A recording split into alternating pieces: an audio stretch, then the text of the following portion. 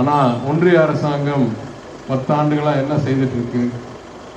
எந்த அளவில் பிரிவினை உருவாக்கலாம், எந்த அளவில் பணத்தை சுருட்டலாம், எந்த அளவில் அதிகாரத்தை முழுமையாக நம்ம கைக்கு கொண்டாடலாம், அனைவரையும் அமுக்கி வைக்கலாம் என்ற அடிப்படையில் தான் செயல்பட்டு கொண்டிருக்கிறார்கள். அதனால்தான் நாடெங்கும் அவரை பாசிசர்கள் என்று கூறுகிறார்கள். சாதாரண தேர்தலில் 2-3 பேர் போட்டியிட்டா சொல்லுவோம், நான் அவங்களை விட நல்லவர், வல்லவர், உங்களுக்கு பலன் சேர்க்கும் திறனை உள்ளவர், எனவே எனக்கு வாக்களியுங்கள், நான் உங்களுக்கு நல்ல பணியாற்றுவேன் என்று. இந்த தேர்தலில் அது உண்மையாக இருந்தாலும் அதையெல்லாம் தாண்டி ஒரு முக்கியமான கேள்வி இருக்கு. நம் வாழ்நாளில் கிட்டத்தட்ட எல்லோரும் நம்ம சுதந்திரத்துக்கு பிறகு பிறந்தவர்கள் தான், 1-2 பேர் தவிர, இங்கே மிக வயதானவர்கள் தவிர. நம்மளுக்கு இதுவரைக்கும் தெரிஞ்ச ஒரே நாடு இந்தியா, ஒரே விதிமுறை ஜனநாயகம், சட்டமைப்பின் அடிப்படையில் மக்களாட்சி, அனைவருக்கும் வாய்ப்பு, குறிப்பாக தமிழ்நாடு சமூக நீதி, இடஒதுக்கீடு, எல்லா பலனும் அனைவருக்கும் கிடைக்க வேண்டிய சூழ்நிலை. ஆனால் இந்த பாஜக அரசு டெல்லியில் என்ன செய்து விட்டார்கள்? ஒரு மாதத்துக்கு முன் தேர்தல் பத்திரம் என்ற கொடூரமான திட்டத்தை, சட்டமைப்புக்கு விரோதமானது என்று 6-7 ஆண்டுகள் தாமதமாக உச்சநீதிமன்றம் வழக்கு தீர்ப்பு அளித்தவுடன் தகவல் கொஞ்சம் கொஞ்சமாக வெளியே வர ஆரம்பிச்சது. என்ன பண்ணியிருக்காங்க? இந்த அரசாங்கம் யாரை மேலேயும் ஊழல்வாதி என்ற குற்றச்சாட்டு சொல்லக்கூடிய தகுதியே இல்லாத ஒரு அரசாங்கம், முழுமையாக ஊழலில் மூழ்கி இருக்கிற அரசாங்கம் என்ற தகவல் வெளிவந்துருச்சு. இந்த தேர்தல் பத்திரத்தில் 12,000 கோடி ரூபாய் இந்த பாஜக பெற்றிருக்கு. யார்கிட்டேருந்து? யாரெல்லாம் அரசாங்கத்துடைய யாரெல்லாம் ஒப்பந்தக்காரர் ஆக போறார்களோ, இல்லை போன தடவை வாங்கினார்களோ. இந்த இமாச்சல் பிரதேசத்தில் ஒரு சுரங்கப்பாதை உளுந்து அதுலேருந்து மீட்டெடுக்கிற பணியை நம்மலாம் பார்த்துருந்தோம். அந்த சுரங்கப்பாதை கட்டினதுக்கு கான்ட்ராக்ட் வச்சிருந்தவங்க பணம் கொடுத்து, அதே போல் யார் மேலெல்லாம் கேஸ் உழுகுதோ, யார் மேலெல்லாம் வருமான வரியோ இல்லை வேற ஏதாவது பிரச்சனை இருக்கோ, அவங்ககிட்ட இருந்தெல்லாம் பணம் வாங்கிட்டு அந்த கேஸ் எல்லாம் ரத்து செய்யுது.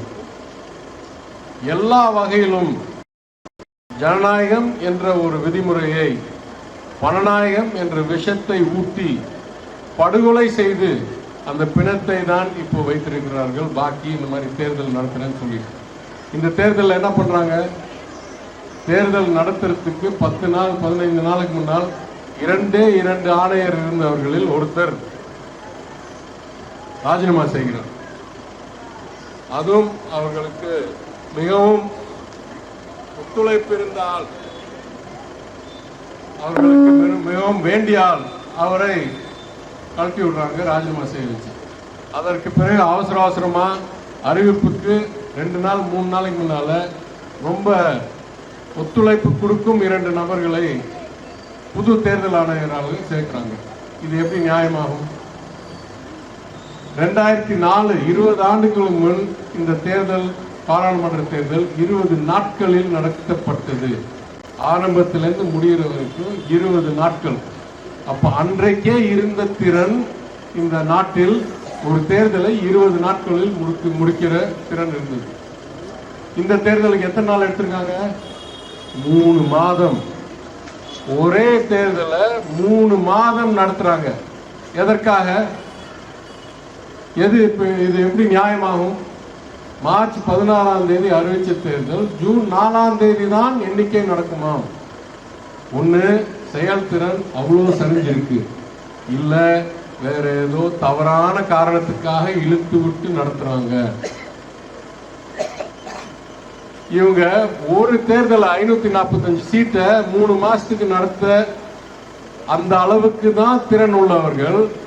இப்ப சொல்றாங்க நாங்க ஆட்சிக்கு திருப்பி வந்தா ஒரே நாடு ஒரே தேர்தலின் அடிப்படையில் கிராம பஞ்சாயத்திலிருந்து மாநகராட்சி கவுன்சில இருந்து எல்லா மாநிலம்ல இருந்து ஒன்றியம் வரைக்கும் ஒரே நேரத்தில் நடத்துவோம் என்கிறார்கள். அப்படின்னா என்ன அர்த்தம்? எங்களுக்கு தேர்தல் வர வேண்டியது 26, பாராளுமன்றத்துக்கு வர வேண்டியது 29. அப்பனா எங்க ஆட்சியை 3 வருஷத்துல கட் பண்ணிடுவாங்க யாராக இருந்தாலும். திமுக என்ன மாதிரி ஜனநாயகம் இது? சரி, அதெல்லாம் இருக்கட்டும். எவ்வளவு தவறு, எவ்வளவு ஜனநாயக விரோதம்லாம் இருக்கட்டும். எங்க 545 சீட்டுக்கு உங்களுக்கு 3 மாசம் எடுக்குதுன்னா பல 10,000 சீட் தேர்தலுக்கு உங்களுக்கு 2 வருஷத்துல கூட உங்களால் நடத்த முடியாது.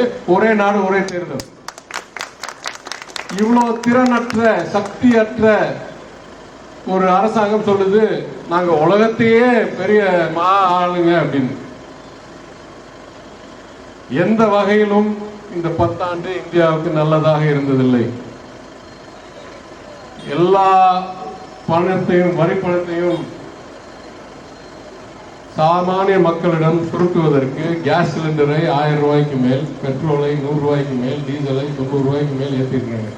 நான் சொல்றேன், 2014 எங்க ஆட்சிக்கு வரும்போது நம்ம கச்சா எண்ணெய் உலக அளவில் வாங்க வேண்டிய நாடாக இருக்கும். இங்க போதுமான உற்பத்தி இந்தியாக்குள்ளேயே நடக்கிறது இல்லை. அப்ப நம்மளுடைய விலையை தீர்மானிக்கும் முக்கிய விலை என்னவென்றால் உலக சந்தையில் இருக்கிற கச்சா எண்ணெய் விலை.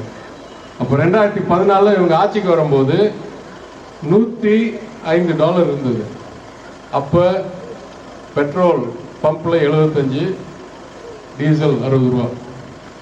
இன்னைக்கு கச்சா எண்ணெய் உலக அளவில் வெறும் $74 தான் இருக்கு. ஆனா பெட்ரோல் விலை எவ்வளோ? பெரிய தயவோடு 113 இருந்து 110 குறைச்சிருக்காரு மனுஷன். எவ்வளவு திருடு இது மக்கள் பணத்தை. டீசல் 95 ரூபா. அதனால மக்கள் வரி பணத்தை சுரண்டுறதிலும், தேர்தல் பத்திரம் மூலம் கொள்ளையடிக்கிறவர்கள், தொழிலதிபர்கள் பணத்தை சுரண்டுறதிலும், பணம் பணம் பணம் பணம் என்ற பணநாயகத்தை மட்டும்தான் 10 ஆண்டுகள் செய்திருக்கிறாரே தவிர மக்களுடைய வாழ்க்கைக்கு என்ன நடந்திருக்கு? 80 கோடி மக்களுக்கு 5 கிலோ அரிசி மாசத்துக்கு கொடுத்துருக்காங்க. இது வரைக்கும் இல்லாத திட்டம். அவங்க சொல்றாங்க நாங்க பெரித மனித நேயமோட பண்றோம். நான் சொல்றேன், இந்த அளவுக்கு ஏழை தேவை இருந்த சூழ்நிலை இந்தியாவில் பல ஆண்டுகளுக்கு முன்னால தாண்டிட்டோம். திருப்பி இந்தியாவை கொண்டு போய் அந்த குழியில தோண்டி உள்ள தள்ளிட்டு இப்ப நான் பெரிய நபர், நான் 5 கிலோ அரிசி கொடுக்குறேன்.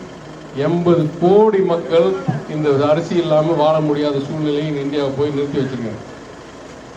ஒரு காலத்தில் நம் சுதந்திரம் வாங்குறதுக்கு போராடிய பங்களாதேஷ் நாடு நம்மளை விட மிகவும் குறைந்த பொருளாதார சூழ்நிலையில் இருந்தது. ஏன்? இவர்கள் ஆட்சிக்கு வரும்போது அங்க 1 ரூபா உற்பத்தினா இந்தியாவில் 1 ரூபா 45 பைசா உற்பத்தி ஒரு தலா. இன்னைக்கு என்ன ஆயிடுச்சு? 10 ஆண்டு இவங்க ஆட்சியில பங்களாதேசத்துடைய பொருளாதாரம் நம்மளை தாண்டி போய்விட்டது. இன்றைக்கு இந்தியாவில் 1 ரூபா தலா உற்பத்தினா 1 ரூபா 17 பைசா பங்களாதேசத்துல உற்பத்தி ஆகுது ஒரு நபருக்கு.